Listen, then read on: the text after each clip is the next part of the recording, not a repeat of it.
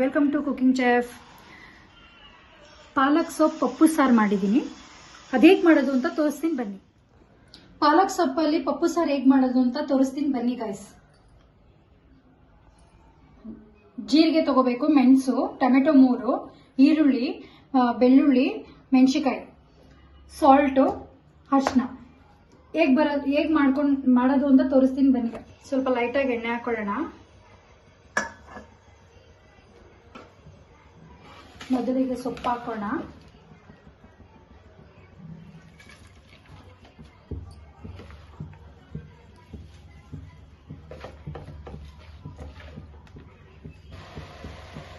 ಬೇಳೆ ಹಾಕೋತಾ ಇದ್ದೀನಿ.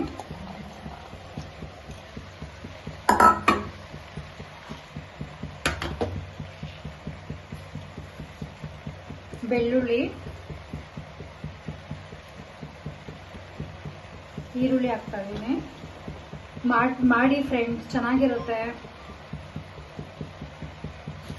ಮಕ್ಕಳಿಗೆ ಹೆಲ್ತ್ಗೆ ಒಳ್ಳೇದು. ಪಾಲಕ್ ಸೊಪ್ಪಲ್ವಾ, ಬಾಡಿಗೆ ತುಂಬ ಒಳ್ಳೇದು. ಇವಾಗ ಟೊಮೆಟೊ ಹಾಕ್ತಾ ಇದ್ದೀನಿ, ಮೆಣಸು ಹಾಕ್ತಾ ಇದ್ದೀನಿ, ಜೀರಿಗೆ,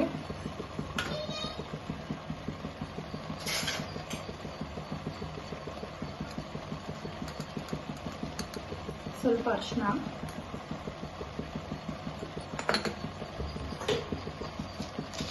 ರುಚಿಗೆ ತಕ್ಕಷ್ಟು ಉಪ್ಪು.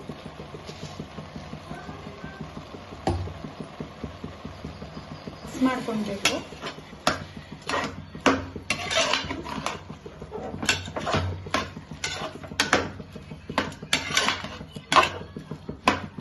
ಮಾಡಿ ನೋಡಿ, ಚೆನ್ನಾಗಿರುತ್ತೆ. ನೀವು ಜಾಸ್ತಿ ನೀರು ಹಾಕ್ಬಾರ್ದು, ಸ್ವಲ್ಪ ಹಾಕೊಬೇಕು. ಜಾಸ್ತಿ ನೀರು ಹಾಕೋಬಿಟ್ರೆ ನೀರು ಆಗ್ಬಿಡುತ್ತೆ. ಸ್ವಲ್ಪ ನೀರು ಹಾಕೊಬೇಕು. ನಮಗೆ ಬರೀ ಸೊಪ್ಪು ಸಿಗ್ಬೇಕು, ಜಾಸ್ತಿ ನೀರು ಹಾಕೊಬಾರ್ದು.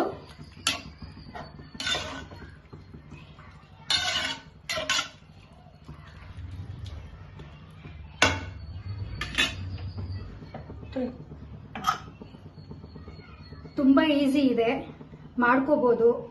ಮಾಡ್ಕೊಳ್ಳಿ, ನೀವು ಒಂದ್ಸರಿ ಟ್ರೈ ಮಾಡಿ. ಇವಾಗ ಎಲ್ಲ ಆಗಿದೆ. ಇವಾಗ ಮುಚ್ಚಳ ಮುಚ್ತಾ ಇದ್ದೀನಿ.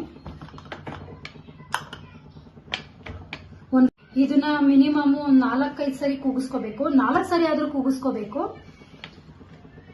ಈರುಳ್ಳಿ ಎಲ್ಲ ಹಾಕಿರ್ತೀವಲ್ಲ, ಅದೆಲ್ಲ ಈ ತರ ಮಾಡ್ಕೊಳ್ಬೇಕು. ಇವಾಗ ಮಸ್ತಿದಾಗಿದೆ. ಇವಾಗ ಒಗ್ಗರಣೆ ಹಾಕೊಳ್ಳೋಣ. ಚೂರು ಎಣ್ಣೆ, ಲೈಟಾಗಿ ಎಣ್ಣೆ ಹಾಕೊಬೇಕು.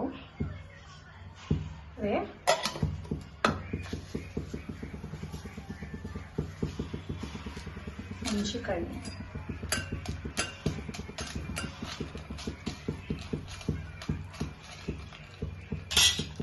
ಒಗ್ಗರಣೆಗೆ ಸ್ವಲ್ಪ ಈರುಳ್ಳಿ ಹಾಕೋಣ.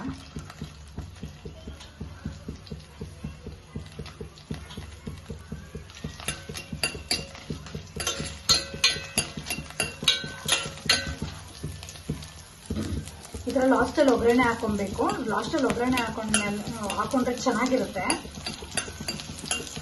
ಯಾಕಂದ್ರೆ ಫಸ್ಟ್ ನಾವೇನು ಒಗ್ಗರಣೆ ಮಾಡಿ ಹಾಕಿರಲ್ಲ ಅಲ್ವಾ, ಅದಕ್ಕೇನೆ ಇಲ್ಲ. ಆದ್ಮೇಲೆ ಲಾಸ್ಟಲ್ಲಿ ಈ ಥರ ಒಗ್ಗರಣೆ ಹಾಕೊಬೇಕು.